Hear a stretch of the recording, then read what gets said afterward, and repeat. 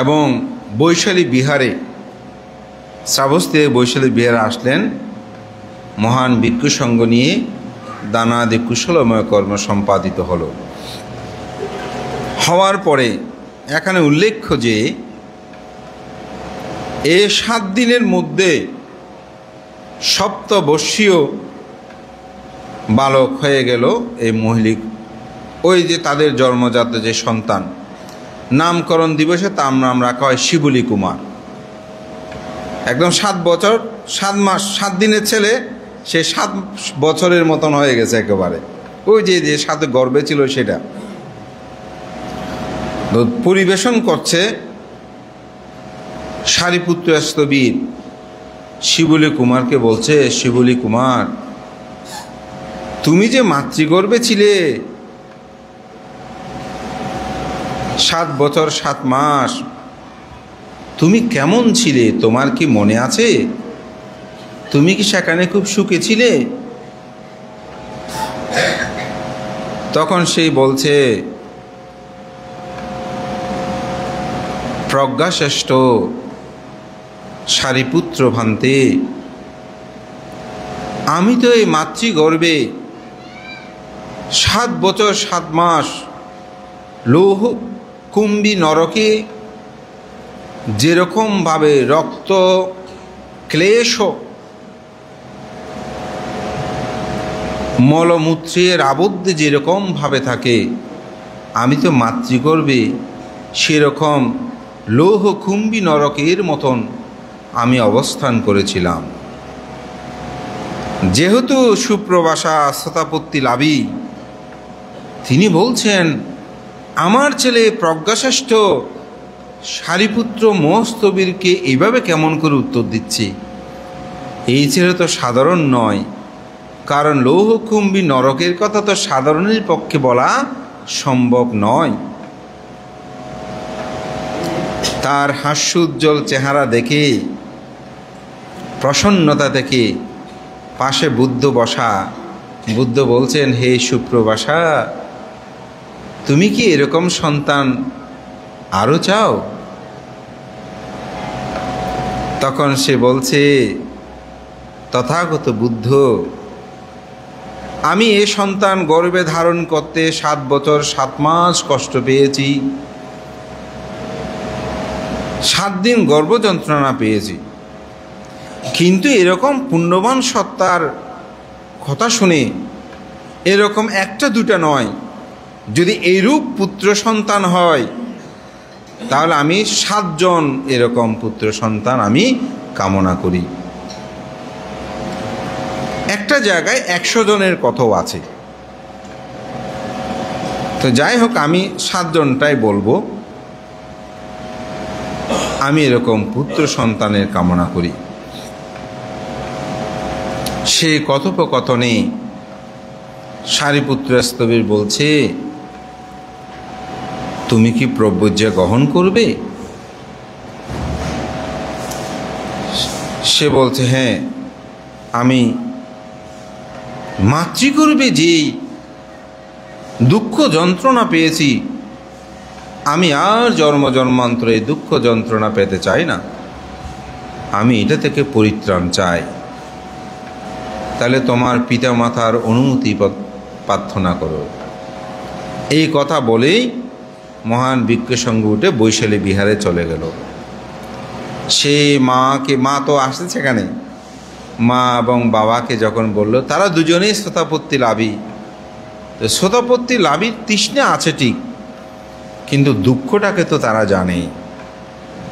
যখন সে বলল, হে পিতামাতা, আমি প্রব্রজ্যা গ্রহণ করতে চাই, বলছে তাতে আমাদের কোনো আপত্তি নাই, তুমি অবশ্যই সেটা যদি হও আমরা সাধুবাদ জানাই, আমাদের অনুমতি আছে।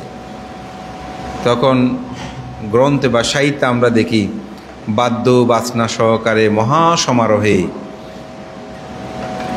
এই শিবলী কুমারকে নিয়ে বৈশালী বিহারেই উপস্থিত হলেন। উপস্থিত হয়ে প্রব্রজ্যা প্রদান করবে। এই প্রব্রজ্যা প্রদানের সময়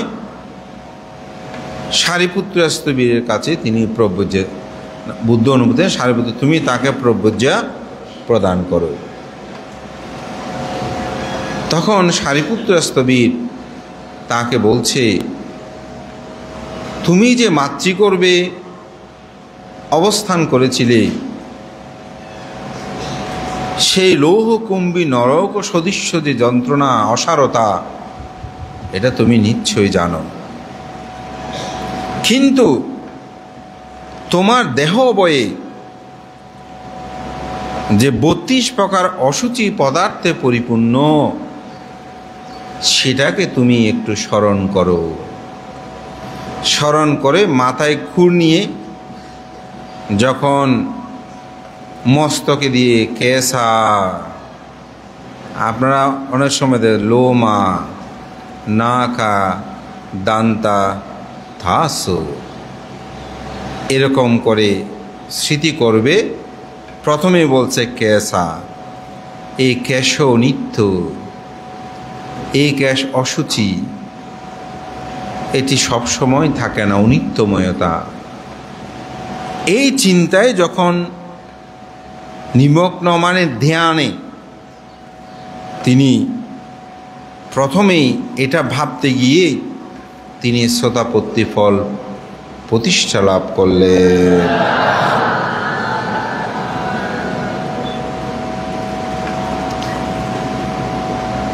আবার যখন বলছে লোমা, লোম, এই লোমও অনিত্য, অসার, দুর্গন্ধময়, এটা বলতে তিনি স্থগিতাগামী লাভ করলেন।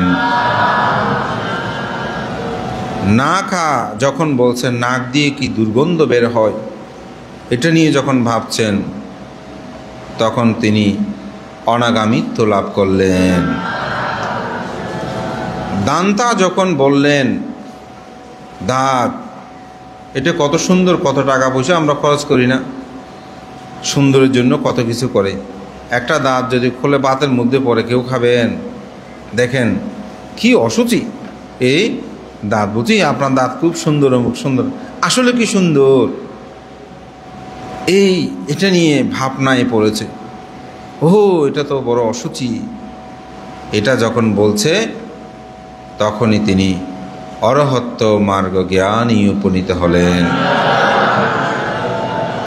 এই কেসা, লোমা, নাকা, দান্তা, তাসো মানে ত্বক, অর্থাৎ এই দেহটা বড় অসুচি, দুর্গন্ধ। এটা নিয়ে আমরা সাদা কালো কত ভাবি, অমুক সুন্দর ফর্সা, কালো না, একটু কালো হলে কত নিন্দা করি। কিন্তু এটা দিয়ে যদি 2-3 বার 2-4 দিন স্নান না করেন, আশেপাশে মানুষ যাওয়া যাবে? যাওয়া যাবে না। এটা নিয়ে কত অহংকার করি, আমি সামরা নিয়ে দিই।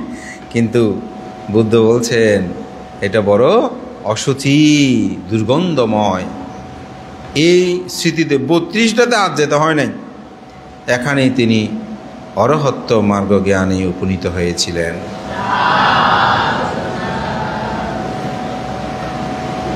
তিনি তথাগত বুদ্ধের কাছে প্রার্থনা করলেন,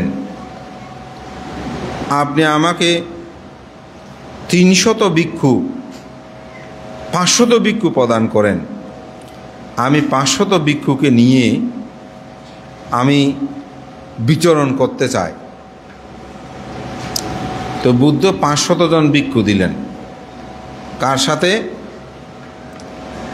এই শিবুলি কুমারের সাথে, শিবুলি স্থবিরের। তখন তিনি পরবর্তী বছর উপসম্পদ নিয়েছেন। তারপরে তিনি 500 ভিক্ষু নিয়ে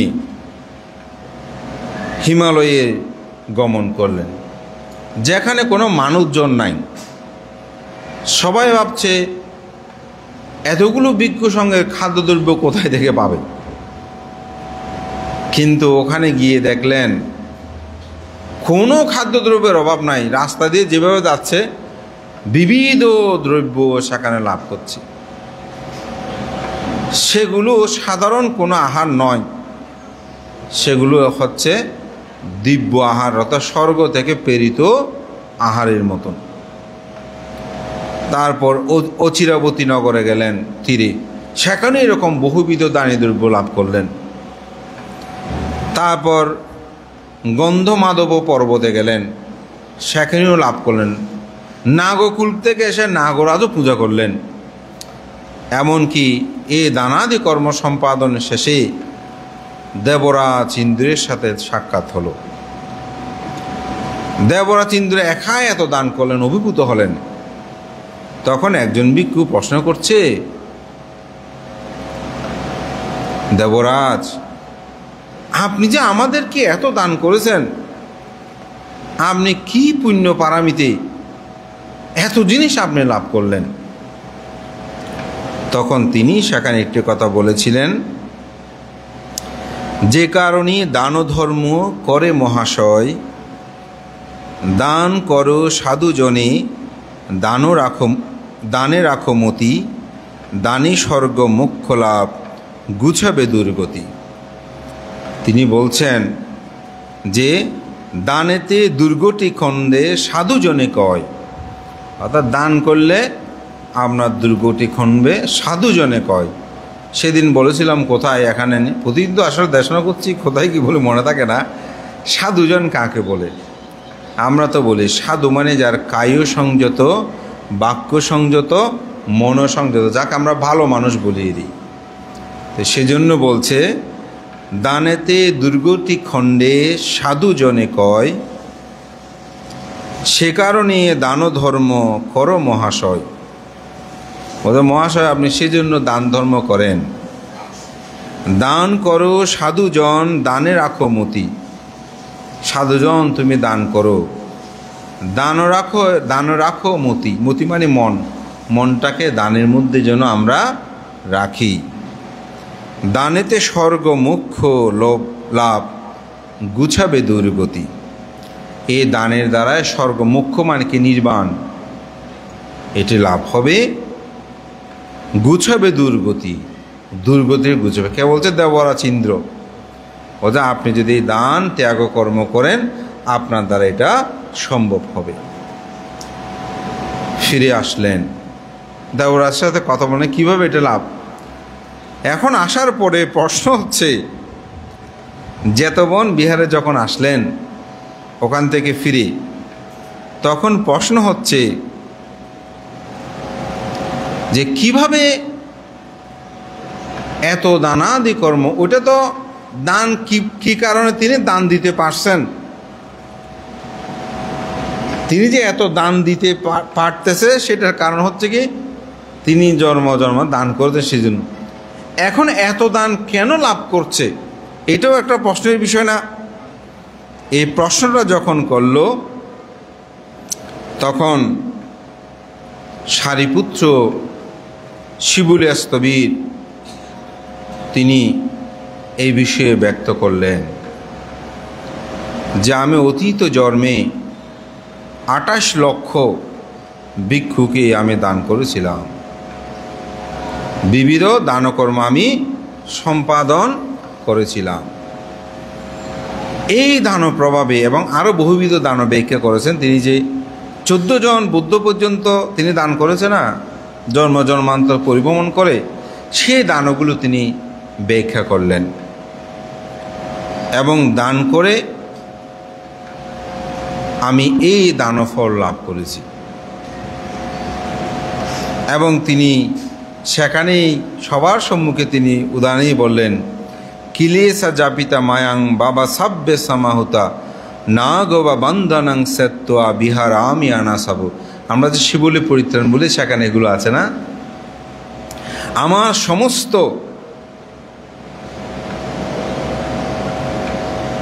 যে ক্লেশ,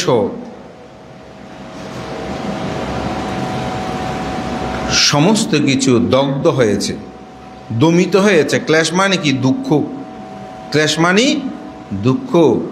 আমার আর কোনো দুঃখ কি অবসান নাই, সব কি হয়েছে? দগ্ধ হয়ে গেছে। বাবা সাব্বে সামহতা, আমার সমস্ত সেই ভব নষ্ট হয়েছে। ভব মানে কি? জন্ম। ভব মানে জন্ম। আমার সমস্ত জন্ম কি হয়েছে? নিরুত হয়েছে। আমি সমগ্র বন্ধন বিহারামি আনাসাবু, আমার কোনো আর আসব নাই, আমার সমস্ত কিছু ধ্বংস হয়েছে, আমি বন্ধন ছিন্ন হয়েছে, আমার মতন সংসারে আর কোনো বন্ধন, আমি সংসার বন্ধন মুক্ত আমি হয়েছি। এভাবেই তিনি সেখানে তার বিবিধ গাথায় তিনি উচ্চারণ করলেন। সাগাতাং বাতামি আসি বুদ্ধ সেট্টাস শান্তিকাং তিস্য বীর্য অনুপাত্ত কাথাং বুদ্ধস্য শাসনাং। ভগবান বুদ্ধের চরণে আমার আগমন সুস্বাগতম হয়েছে, অর্থাৎ আমি তো বুদ্ধের চরণে এসেছি, এটা আমার সার্থক হয়ে গেছে, আমার আগমনটা সুস্বাগতম আমরা বলি না, হচ্ছে সে অর্থে আমার সুস্বাগতম হয়েছে। আমি ত্রিবিদ্যা লাভ করে বুদ্ধ শাসন আমার কর্তব্য সম্পাদন করেছি, আমি ত্রিবিদ্যা লাভ করে আমার বুদ্ধ শাসনের কর্তব্য আমি সম্পাদন করেছি। ভগবান তথাগত বুদ্ধের শাসনে এসে তিনি যেটা লাভ করেন সেই কথাটা এখানে তিনি ব্যক্ত করলেন।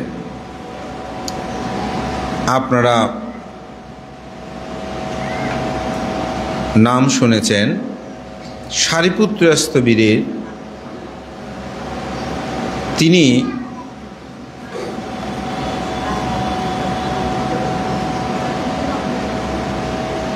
সারি ব্রাহ্মণীর পুত্র। তার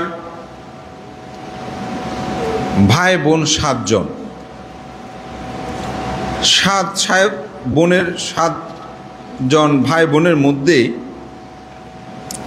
3 জন ছিল বোন, চালা, উপচালা এবং শিশু পচালা। এই 3 জন ছিল বোন। আর ছন্দ, উপসেন এবং রেবত, তারা ছিল 3 ভাই। রেবত সহ সারিপুত্র সহ 4 ভাই, 4 ভাই 3 বোন। কিন্তু মা ছিল, সারি ব্রাহ্মণী ছিল মিথ্যা দৃষ্টি সম্পূর্ণ। তিনি ব্রহ্মার পূজারী ছিল। বুদ্ধ দেখলে, ভিক্ষুসঙ্গ দেখলে তিনি খুব অসন্তুষ্ট হতেন এবং গালিমন্দ করতেন। কারণ তার সব পুত্র সন্তান কন্যা নিয়ে গেছে, একটা মাত্র বাকি ছিল রেবত, সেই ছোট ছিল, সেজন্য সে যেতে পারে নাই। তো মা সবসময় চোখে চোখে রাখত। তো সারিপুত্র স্থবির ঘোষণা দিয়েছিল, আমার ভাই বোন তো সবাই চলে এসেছে, আমাদের সবার ছোট হচ্ছে রেবত, আমরা সবাই আমাদের জীবনের করণীয় কর্তব্য আমরা শেষ করেছি, কিন্তু আমার ছোট ভাইয়ের করণীয় কর্তব্যটা এখনো শেষ করতে পারি নাই।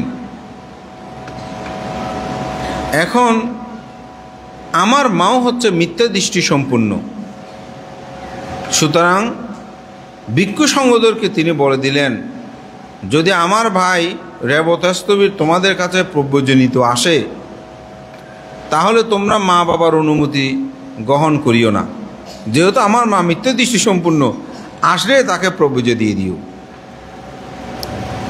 তো সারিপুত্র স্থবিরের পিতামহ দীর্ঘায়ু লাভ করেছিলেন, তিনি 120 বছর জীবিত ছিল, যার কারণে একদিন রেবত কুমার বলছে, দাদু তোমার চুল সব পেকে গেছে কেন? বলে, বয়বৃদ্ধ হলে এরকম চুল পেকে যায়। তখন ইতিমধ্যে তার জন্য পাত্রী ঠিক করেছে। বলছে, আমার স্ত্রী চুলও তো এরকম পেকে যাবে, আমার চুলও পেকে যাবে, তাহলে তো সব সৌন্দর্য চলে যাবে, না আমি সংসার করব না। কিন্তু মা তো এমনভাবে বন্দি করে বিয়ে দিয়ে সব ঠিক করে ফেলেছে, এখন কি করবে? তো বরযাত্রী হয়ে কাপড় চোপড় পরে যাচ্ছে। তো কিছু দূর যায়, বলে যে মা আমার একটু মল ত্যাগ করতে হবে, মানে টয়লেট এসে দেরি। তো বলে যে যাও, কিন্তু সবাই গিয়ে দূর থেকে ঘিরে রাখে যাতে পালাতে না পারে। আবার কিছুক্ষণ অবস্থা বুঝে চলে আসে। এভাবে 2-1 বার করার পর বিশ্বাস স্থাপন করলো যে আসলে তার টয়লেট হচ্ছে। এক সময় 2-3 বারের পরে যখন আবার গেল তখন আর তাকে পাহারা দিতে যায়নি, সেই মুহূর্তে সে পালিয়ে চলে গেছে। এখন ওরা মনে করতে আসবে আসবে, কিন্তু দেখে যে সে ওখানে আর নাই। মা বরযাত্রী বাড়িতে ফিরে আসলো। সে সেখান থেকে পলায়ন করে এক বিহারে গেল। মানে তখন তো অনেক বিহার হয়ে গেছে, ওখানে গেছে। তো ওখানে গিয়ে বলছে আমি প্রব্রজ নিতে চাই।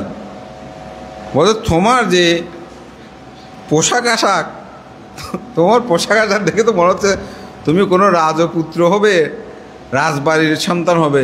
এ পোশাক আশাক নিয়ে কেউ কি প্রব্রজ নিতে আসে? অর্থাৎ বিয়ের কাপড় চোপড় পরে যদি কেউ আমার কাছে আসে, বলছে আমি প্রব্রজ নিতে চাই, আমি কি তাকে প্রব্রজ দেব? স্বাভাবিক। বলছে আপনি আমার ভাইকে চিনেন না? বলছে কে আপনার ভাই? বলছে উপতিষ্য। উপতিষ্যকে আপনি চিনেন না? বিজ্ঞ সংগ্রহ সবাই থমকে বলছে কে উপতিষ্য? বলছে আপনারা যাকে সারিপুত্র হিসেবে জানেন তিনি আমার ভাই, তার নাম হচ্ছে উপতিষ্য। তো সারিপুত্রের কিন্তু গৃহী নাম ছিল উপতিষ্য। তখন বলছে, এবং মোগলের নাম ছিল কলিত মনে হয়। তারা 2 বন্ধু। বন্ধুত্ব কাকে বলে? জন্ম জন্মান্তরের বন্ধু ছিল তারা। এবং দুজনের মধ্যে কথা হয়েছিল যিনি আগে অগ্রে ধর্মে লাভ করবে সেই অপরকে বলবে। তো সারিপুত্রর আগে মহামগ্নেস্তবীর সারিপুত্র সেটা প্রথমে লাভ করেছিল। লাভ করে আবার বন্ধুকে বলেছিল। বন্ধুকে বলতে গিয়ে মার্গ জ্ঞান লাভ করেছে। চিন্তা করে দেখেন কেমন। বন্ধুকে যখন বুদ্ধের সাক্ষাৎ পেয়েছে এটা বলতে গিয়ে, সেটা আরেকদিন সারিপুত্র মোগলের যে জীবনী একদিন আলোচনা করলে বলবো। তো ওই প্রসঙ্গে গেলে আবার দূরে চলে যেতে হবে। যেটা বলছিলাম যে উপতিষ্য, তখন ভিক্ষু সংগ্রহ বলছে ও আমাদের সারিপুত্র তো বলেছে। বলে আপনি কি হন? বলছে আমি তার ভাই। বলে যে ও আপনার ভাই তো বলেছে যে যদি আমার ভাই, আপনার নাম কি? বলে আমার নাম রেবত। ও রেবত যদি আসে তাকে প্রব্রজ্য দেওয়ার জন্য। তখন তাকে প্রব্রজ্য প্রদান করলেন। এখন প্রব্রজ্য প্রদান করে তাকে কর্মস্থান দিলেন। কর্মস্থান প্রদান করে একটি নীরব নিস্তব্ধ জায়গায় তিনি চলে গেলেন, মানে গভীর অরণ্যে। সেখানেই তিনি অরহত্ব মার্গ জ্ঞান লাভ করলেন।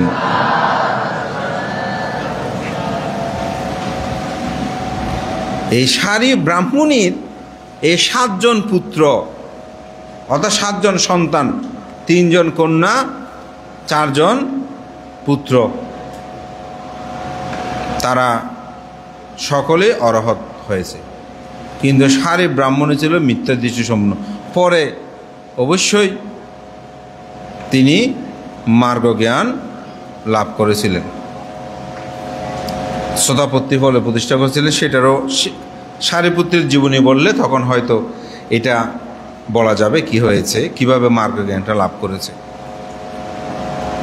তখন সারিপুত্র স্থবির বললেন, তথাগত বুদ্ধ, আমার সর্বকনিষ্ঠ ভ্রাতা রেবত সে এখন প্রব্রজ উপসম্পদা নিয়েছে, আমি তাকে দেখতে যেতে চাই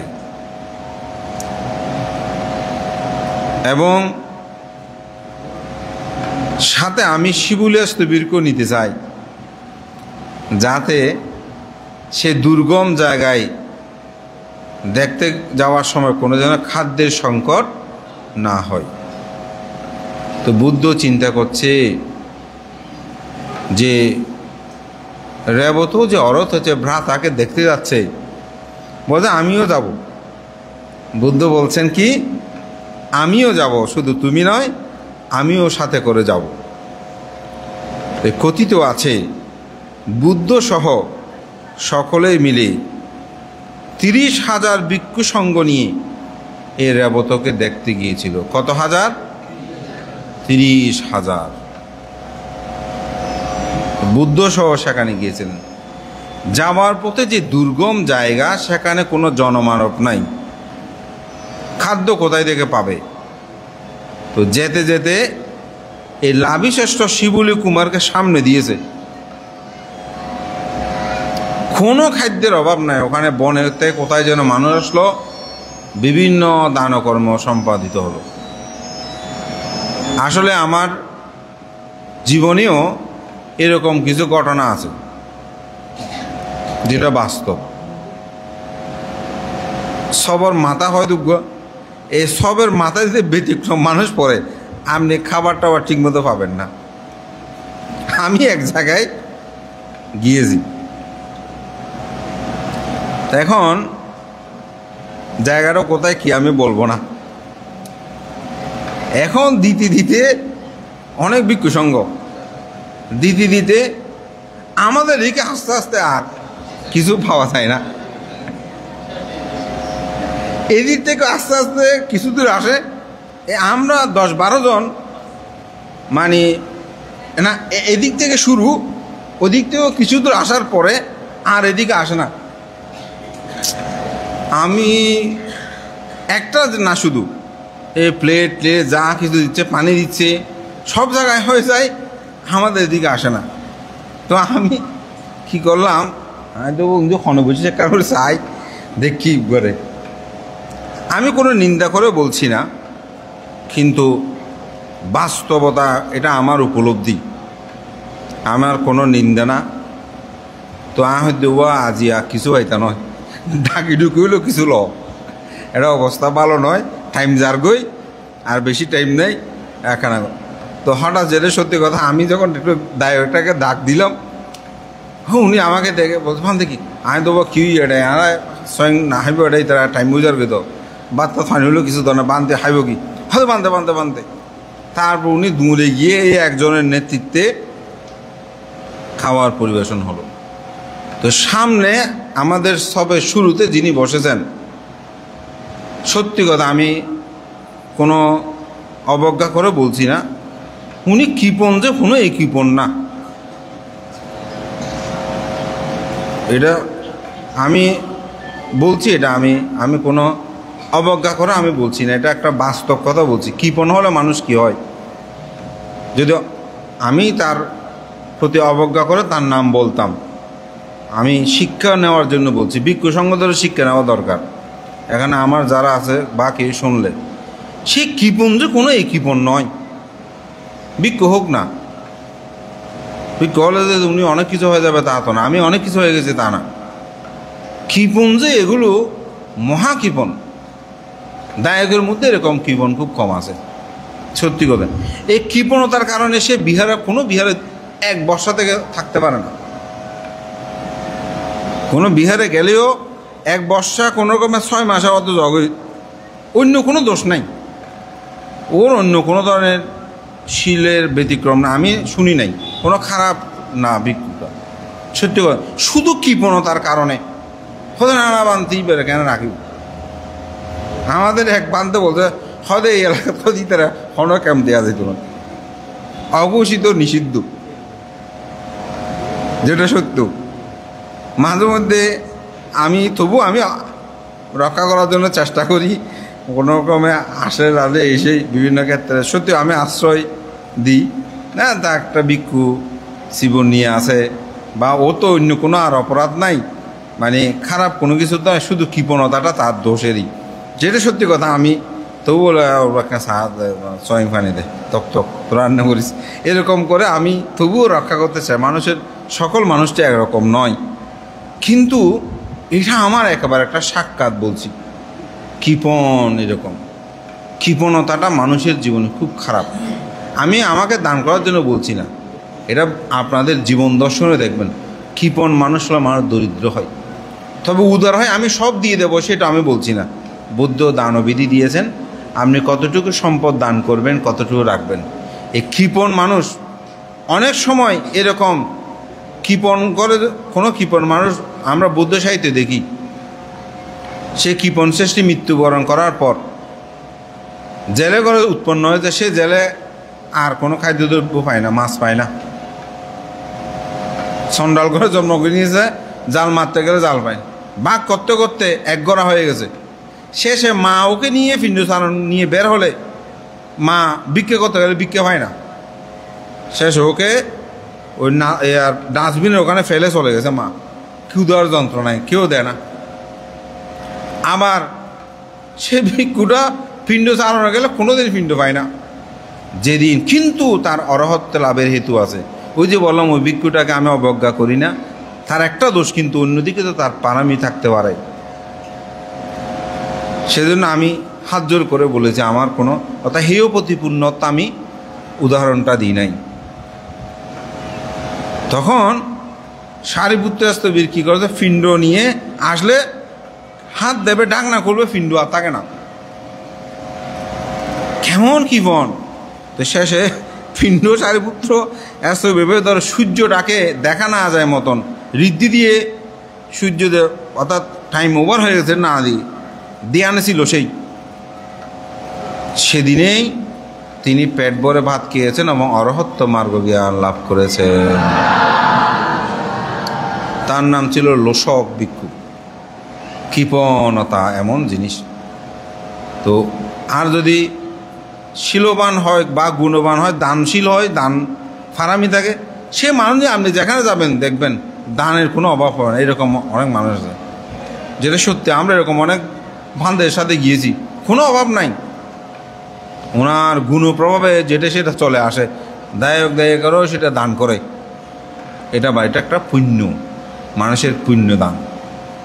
তা আমি যেটা বলছিলাম যে যখন শিবুল স্তবীরকে সামনে দিল, দানকে দান ওখানে, তবে বুদ্ধের চেয়ে শ্রেষ্ঠ নয়। বুদ্ধ এটা দেখাচ্ছে যে শিবলের পারামিটা কীরকম। এভাবে দানকর্ম সম্পাদন হলো। রেবত স্তবীরের সাথে দেখা হলো, জেতবন বিহার আবার ফিরে আসলো, মহান ভিক্ষু সংঘ সমাবেত হলো। বুদ্ধ সেখানে বললেন, লাভিনাং আজ্ঞাসেট্ট মামা শিষ্যাট ভিক্ষাবে। হে ভিক্ষুগণ, লাভিশ্রেষ্ঠ শিবলি হচ্ছে আমার শিষ্যদের মধ্যে অন্যতম। ওই লাভিশ্রেষ্ঠ উপাধি দিয়েছে যে আমার শিষ্যদের মধ্যে অন্যতম হচ্ছে এই লাভিশ্রেষ্ঠ। এই যে কর্মের কথা আপনাদেরকে বলেছি, ফল প্রদান, হয়তো অনেকে মানতে আমরা তো এত দান করি, আমরা এটা পাই না কেন? অনেক রকম আছে তো। আর কিছু মানুষ সাথে দান করে না, কিন্তু ওনার এত সম্পদ কোথায়? এটা স্বাভাবিক প্রশ্ন আসে, এটা স্বাভাবিক প্রশ্ন আসে। এটা নিয়ে একটা সুন্দর ব্যাখ্যা আছে, সেটা হচ্ছে আমাদের জীবন দর্শনে 5টি বিষয় আছে যেগুলো মানুষ সহজে অনুধাবন করতে পারে না। সেটা হচ্ছে আপনি কর্মের ফলটা ভোগ করতে প্রথমে হচ্ছে বীজ নিয়ম। বীজ নিয়ম কি? আপনি যদি আম গাছ রোপণ করেন আম ফল পাবেন, জাম গাছ রোপণ করলে জাম পাবেন, কাঁঠাল গাছ রোপণ করলে কাঁঠাল পাবেন। এটা হচ্ছে বীজের নিয়ম, এটাকে বলা হয় বীজ নিয়ম।